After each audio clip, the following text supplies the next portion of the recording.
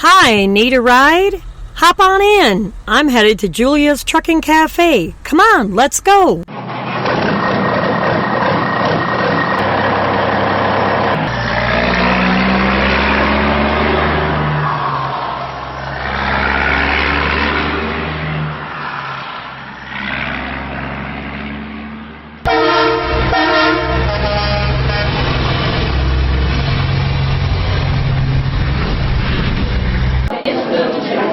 Cool, we made it just in time. Come on, let's go get a seat.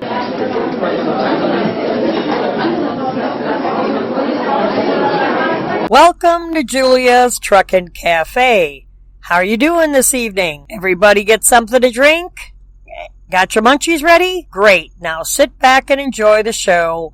I have lots of news to get to, as always, so let's get right to it. A car driver goes way out of his way to get brake check revenge on a truck driver. In the dash cam clip that you'll find in this article that'll be in the show notes, as all the articles are, a car driver drives dangerously to punish a truck driver with a brake check. In the footage, on a Canadian highway, a car driver appears to become angry after a semi-truck signals and then moves into the left lane in front of him. The angry motorist zips back into the right lane and onto the shoulder, cutting into dense traffic to deliver a brake check to the driver.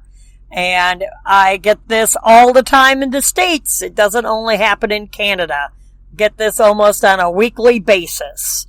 They just think that they love to play in front of a semi-truck driver, and they just don't understand how dangerous that really is. Now, in other news, a truck driver says that a cartel put $4 million worth of weed in his big rig. Something smelling about that one, huh?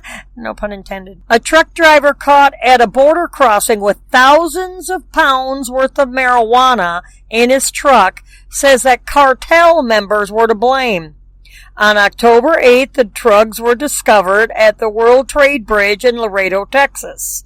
45-year-old truck driver Hector Manuel Diaz Cardenas arrived at the World Trade Bridge hauling a load of kitchen stoves and was referred for a secondary inspection. X-ray technology revealed bundles of marijuana hidden in the legitimate cargo. Inspectors discovered 181 bundles of marijuana weighing 4,858 pounds with an approximate street value of $3,886,400. I'm surprised they don't have it right to a penny. But anyway, when Drug Enforcement Administration agents arrived at the scene, Diaz Cardenas told them that he'd arrived for work in Navarro, Laredo, and was told to go to a warehouse to pick up his truck. When he arrived at that warehouse, he said that he was directed to a second warehouse location, where he was able to pick up his assigned semi-truck and started for a destination in the U.S. Then, according to the arrest affidavit, quote, as he was driving toward the port of entry, Diaz claimed that he was intercepted by suspected members of a drug cartel. As he told the officers, the cartel members escorted him to a truck yard in Newville, Laredo, where he was told to park his tractor and leave. Diaz says he returned to his truck about 90 minutes later and continued on to the World Trade Bridge. He was arrested and charged with attempt to import, and conspiracy to import a controlled substance. Now, a motorist was caught on camera bashing a big rig with a baseball bat. Police say that they are looking for a motorist who got into an altercation with a truck driver in the middle of a busy expressway on Friday, October 11th, around Staten Island Expressway. The altercation started after a motorist with a New Jersey tag stopped in front of a semi-truck on the Staten Island Expressway near Clove Road. Both the motorist and the truck driver exited their vehicles and a physical fight ensued. Two bystanders broke up the physical fight, but then the motorist used a baseball bat to smash the semi-truck, causing damage to the headlights, windows, and mirrors. The truck driver wasn't hurt. And you can view portions of the driver's dash cam recording of the incident in the video that will be posted on this article in the show notes. Now, a driver was seriously injured in a two semi-truck collision. We hope that he gets a speedy recovery, and it looks like it was a cab over. A semi-truck driver suffered serious injuries in a crash that shut down I-5 in Oregon for hours on Tuesday, October 15th. It occurred about 4 p.m. in the afternoon. Oregon State Police said that 24-year-old California-based driver, I can't even pronounce this one, Gagandeepsingh, was southbound on I-5 at mile marker 273 when he noticed smoke coming from his truck and pulled over on the shoulder of the interstate. Singh and his passenger, 38-year-old, I can't pronounce this one either, got out of the truck and saw that it was on fire. 51-year-old Oregon-based truck driver Rex Holopeter was also southbound on I-5 when he struck the Singh's truck. Both trucks caught on fire. Holopeter's truck came to a stop blocking lanes of southbound I-5. Holopeter was airlifted to a nearby hospital for treatment of serious injuries. The Singh men were both unhurt. Witnesses said that there was just an explosion after explosion happening. So it was boom, and then 2 seconds later, boom, and every time there was a boom, you could see a fireball in the sky, and you could see more and more black smoke, end quote. The incident closed southbound I-5 for hours and resulted in massive traffic backups. The right lane will remain closed due to damage from the truck fires. And 2 people were charged after 32 people were found locked in a 47-degree trailer. 2 people are reportedly facing charges of 32 illegal immigrants were discovered in a refrigerated trailer. The discovery was made on Monday at I-19 border checkpoint in Tucson, Arizona, after a K-9 unit alerted to a tractor trailer. U.S. X-ray technology, U.S. Customs and Border Protection, said that they spotted numerous people locked in the rear of the trailer. Officials discovered 32 people inside the trailer. The individuals were also ill-prepared to be in 47-degree refrigerated trailer, and most of them were wearing short-sleeve T-shirts. Authorities say that 2 unidentified men are facing 2 federal human smuggling charges. While human smuggling attempts using semi-trucks are not uncommon, the White House appeared to take special notice of the incident, tweeting about the incident from the official White House account on Tuesday. Quote, yesterday at an immigration checkpoint, the agents found 32 illegal aliens locked in a semi-trailer where it was 47 degrees inside. Smuggling humans in commercial vehicles is not only unlawful, it places the passengers in extreme danger. End quote. This episode of Julia's Truck and Cafe is sponsored by My Patriot Supply Emergency Food. As truck drivers, we all know what it's like to be at a shipper's or receiver's and have to wait to be loaded or unloaded for hours on end. Am I right? Haven't we all went through that? And especially at produce coolers, grocery warehouses, or paper mills. That's why you need to stay prepared with extra food in your truck. My Patriot Supply helps you stay prepared. Now, it's not what you're thinking. My Patriot Supply is delicious emergency food. I have some under my bunk. They have food kits that are good up to 25 years and come in a neat-looking ammo can or a slim-lined plastic tote that can easily store in your food pantry or under your bunk. Now, I could speak from experience. After living through Hurricane Katrina, and for those people that had to deal with Hurricane Dorian, we were without power for 10 days, my mother, my son, and I. And if it weren't for the MREs that were flown into us, we wouldn't have any food. 4 60-foot pine trees broke in half during that storm and landed across my driveway and landlocked me in, so I couldn't go out to get food. And there were 4-mile gas lines back then. Now, for a limited time, you could get a 1-week supply of food in a handy and neat-looking ammo can for just $39. And they even offer gluten-free food for under $100. All you need to do is visit my website at juliastruckandcafe.com, click on the Emergency Food Supply tab up on the toolbar on the top, scroll down and click on any image to find out more information. You insure your car. You buy health insurance, vision and dental. Now, why not buy food insurance? Stay prepared for anything that happens. Now, let's get back to the news. A wrong-way police pursuit causes gut-wrenching close call with a gas tanker. A car driver fleeing from Wisconsin police comes uncomfortably close to causing a head-on collision with a gas tanker. Dashcam video of the near miss was shared by YouTube user Ryan Sealer on October 16th. Sealer says at 1:30 in the morning, a driver fleeing cops in Abrams, Wisconsin was heading southbound in the northbound lanes and narrowly missed hitting a semi-truck, which was pulling a gas tanker. And there again, they love to share the video from Facebook. Now, brakes could be to blame for a crash that killed a trucker hauling pumpkins. Authorities in Virginia are investigating a serious semi-truck crash that claimed the life of a truck driver on Wednesday, October 16th. The crash occurred in Smythe County, Virginia, just before 6:30 in the afternoon Wednesday. Yeah, and it was a hell of a rollover, too, according to look at the pictures. Authorities say that they responded to the intersection of White Top Road and Ramblewood Road to find a semi-truck loaded up with pumpkins that ran over a guardrail into a culvert, then climbed an embankment and overturned. And the driver was trapped inside. Yeah, there's not much left of that cab. Rescue crews worked for over 2 hours to free the truck driver.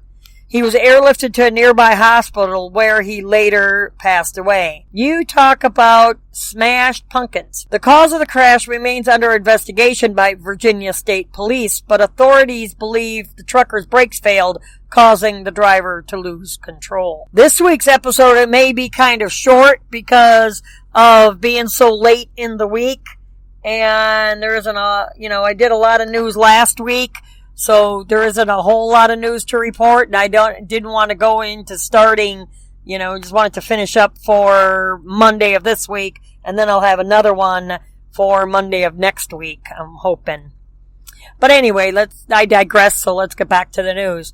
A cop training flight climaxes with a crash landing into a semi-trailer. A training flight took a terrifying turn for 2 California sheriff deputies on Thursday night. The incident occurred near Stockton Airport around 6:15 in the evening.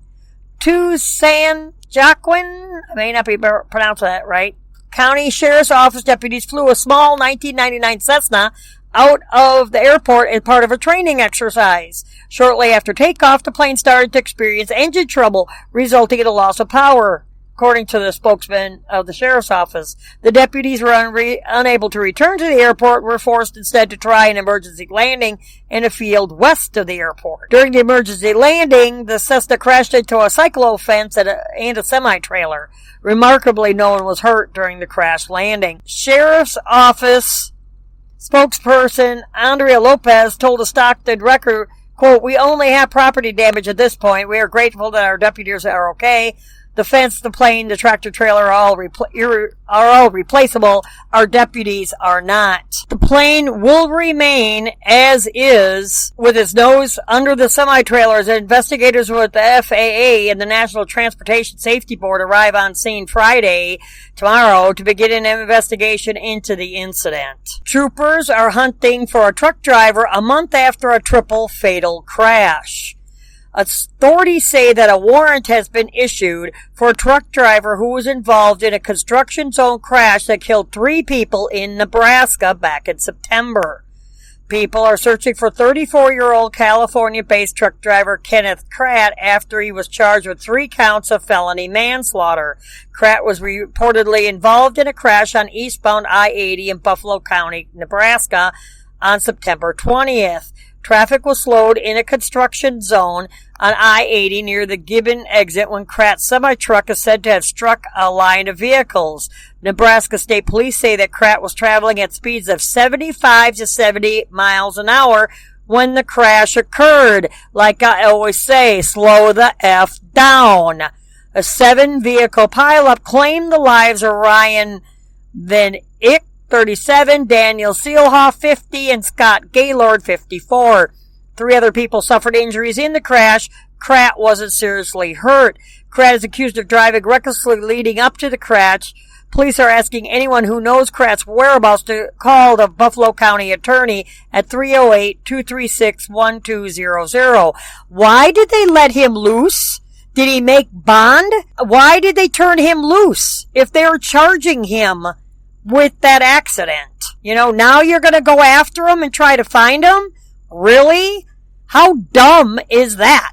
You think you're going to find them? Yeah, good luck with that. I digress. Back to the news. A sneezing fit blamed for a semi-truck rolling over. Okay, now I've heard it all. A truck driver told Indiana State Police that a series of sneezes were the reason that he rolled his truck on Thursday. The crash happened near Hammond, Indiana, around 11 a.m. on Thursday.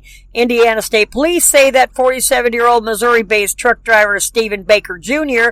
told them that he was exiting I-80-94 when he was overcome by a sneezing and coughing fit. Baker said that when he opened his eyes after sneezing, he thought he saw a car and swerved. The swerve caused the truck, which was hauling 30,000 pounds of aluminum, to overturn onto the driver's side. He was trapped inside the vehicle but was pulled to safety by Good Samaritans. Baker was later taken to the hospital for treatment of non-life-threatening injuries and probably trying to figure out what happened with his sneezing fit. Now, when they say Thursday, that was October 17th, not this last Thursday, because, like I said, I'm usually a week behind when I'm doing the show.